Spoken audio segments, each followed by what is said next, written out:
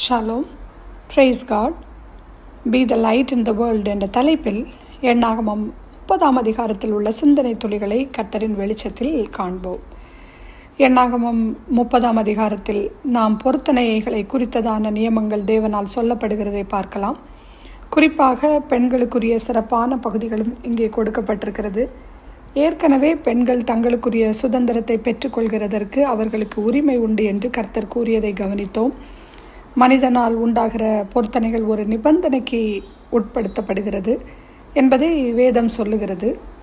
ஆனால் ஒரு பெண்ணோ அல்லது சிறு பிள்ளைகளோ எடுக்கிற பொருத்தனைகள் அவர்களை கட்டுப்படுத்தாது என்பதை தான் இந்த அதிகாரத்தில் நாம் பார்க்கிறோம். இது எதை காட்டுகிறது என்றால், பெண்களுக்கும் பிள்ளைகளுக்கும் சுயாதீனமாய் பொருத்தனை செய்வதற்கு உரிமை இல்லை என்று காட்டுகிறது.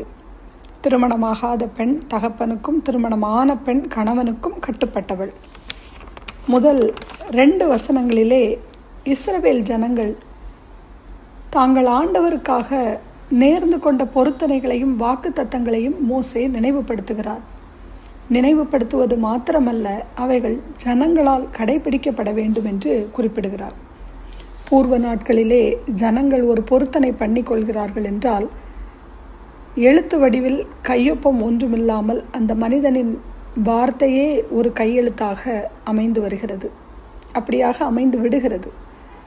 அது மாத்திரமல்ல, அந்த வார்த்தை உறுதிப்படுத்தப்படுவதற்காக அந்த வார்த்தைக்கு பின் ஒரு பலி செலுத்தப்படும். யாருமே பொருத்தனை செய்ய வேண்டும் என்று தேவன் கட்டாயப்படுத்துவதில்லை. பொருத்தனை மீறுவது உறவை முறிப்பதற்கு அடையாளம். நம்பிக்கை என்பது நம்முடைய தேவனோடு உள்ள நம் உறவையும் பிற மக்களோடு உறவை ஏற்படுத்தக்கூடியதாக இருக்கிறது. சொல் தவறாதவர்களாய் இருக்க வேண்டும் என்று மோசே கூறுகிறதை நாம் பார்க்கிறோம். இந்த அதிகாரத்திலே நாம் என்ன பொருத்தனை எடுக்கிறோம் என்பதல்ல, பொருத்தனையை எப்படி நிறைவேற்றுகிறோம் என்பதைத்தான் ஆண்டவர் எதிர்பார்க்கிறார். அநேக நேரம் நாம் கர்த்தருக்காக என்னை ஒப்பு கொடுக்கிறேன் என்று பொருத்தனை செய்து எடுத்து நாம் நிற்கிறோம். நல்ல காரியம்தான்.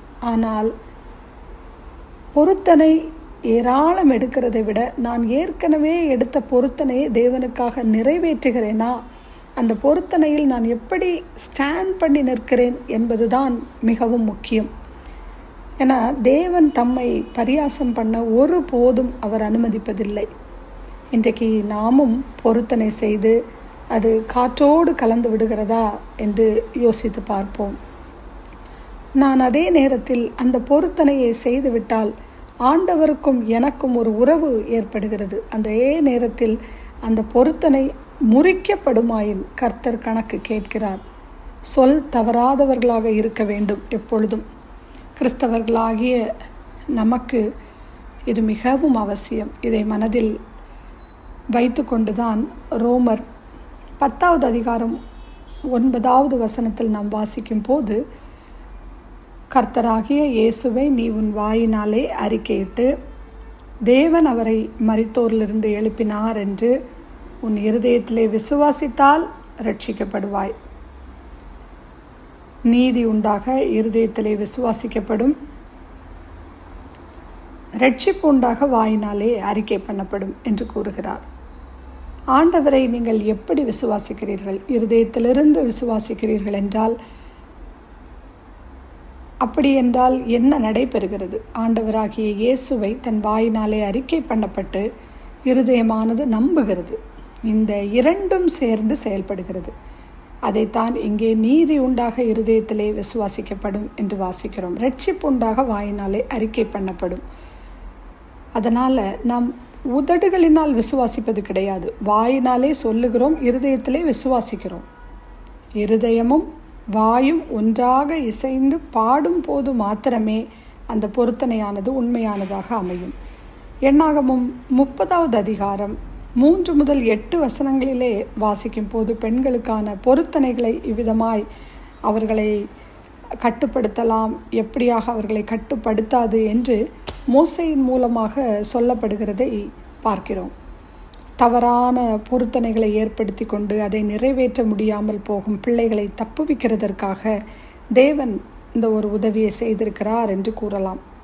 இந்த பிரமாணத்தின் போது சிறப்பானதொன்றை கற்றுக் கொடுக்குமாறு ஆண்டவர் கூறுகிறதை நாம் இங்கே வாசிக்கலாம். பிள்ளைகள் பெற்றோரே சார்ந்து தான் இருக்க வேண்டும். அவர்கள் தீர்மானம் எடுக்கும்போது பெற்றோருடைய ஆலோசனை எவ்வளவு அவசியம் என்று இந்த அதிகாரத்திலே பார்க்கிறோம். அதுபோல தான் பெண்களும் தங்கள் இஷ்டத்திற்கு பொருத்தனை செய்யாமல் கணவனுடன் கலந்து ஆலோசனை செய்தே பொருத்தனை செய்ய வேண்டும். பொருத்தனைகளையும் எடுக்க முற்படும் பொழுது நாம் அவசரப்படாமல் ஆத்திரப்படாமல் யோசித்து நலமானதை தேவன் பிரியப்படக்கூடிய ஒரு பொருத்தனையை எடுக்க முடிவு செய்ய வேண்டும். தவறான தீர்மானங்களை செய்யாதபடிக்கு ஆண்டவரே என்னை காத்துக்கொள்ளும் என்று அவரது பலத்தை சார்ந்து நாம் பொருத்தனைகளை செய்ய வேண்டும். இதை காட்டிலும் கர்த்தர் நம்மிடத்தில் கீழ்ப்படிதலையே எதிர்பார்க்கிறார். ஆசையினாலே கர்த்தருக்கு முன்பாக பொருத்தனையை அவசரப்பட்டு தவறான ஒரு பொருத்தனையை எடுப்பதை விட நாம் தேவனுக்கு முன்பாக உகந்ததும் பிரியமுமாய் இருக்கத்தக்க ஒரு பொருத்தனையை எடுப்பதும் எல்லாவற்றுக்கும் மேலாக அவருடைய வார்த்தைகளுக்கு நேராக கீழ்ப்படிந்து நடப்பதே தேவன் விரும்புகிற ஒரு ஆசீர்வாதமான காரியமாகும். ஆமீன். நாம் ஜெபிப்போம். லவ்விங் ஹெவன்லி ஃபாதர், இந்த எண்ணாகமம் 30ஆம் அதிகாரத்தில் பொருத்தனைகளை எப்படி எடுக்க வேண்டும் என்று கற்றுக் கொடுத்ததற்காய் நன்றி. பொருத்தனையை எடுத்து அதை செலுத்த தவறும் போதும் உம்மோடுள்ள உறவையே முறித்து விடுவது போல ஆகிவிடுகிறது. அது மாத்திரமல்ல, நீர் கணக்கு கேட்கும் தேவனும் கூட. அதனால் நீர் பிரியப்படக்கூடிய அந்த பொருத்தனைகளை எப்பொழுதும் ஜெபத்தோடு எடுக்க எங்களுக்கு கிருபையை தாங்கப்பா. தவறான ஒரு பொருத்தனை எடுப்பதை விட எங்களிடத்தில் கீழ்ப்படிதலையே நீங்கள் விரும்புகிறீங்கப்பா. அந்த கீழ்ப்படிதலை எங்களுக்கு இன்னும் அதிகமாய் தாங்க. நீர் எதிர்பார்க்கிற அந்த கீழ்ப்படிதலை எங்களுடைய வாழ்வில் நாங்கள் முயற்சி செய்து உம்முடைய பாதையில் நடக்க கிருபை தாங்க. துதி, கனம், மகிமை எல்லாம் உமக்கு ஒருவருக்கே.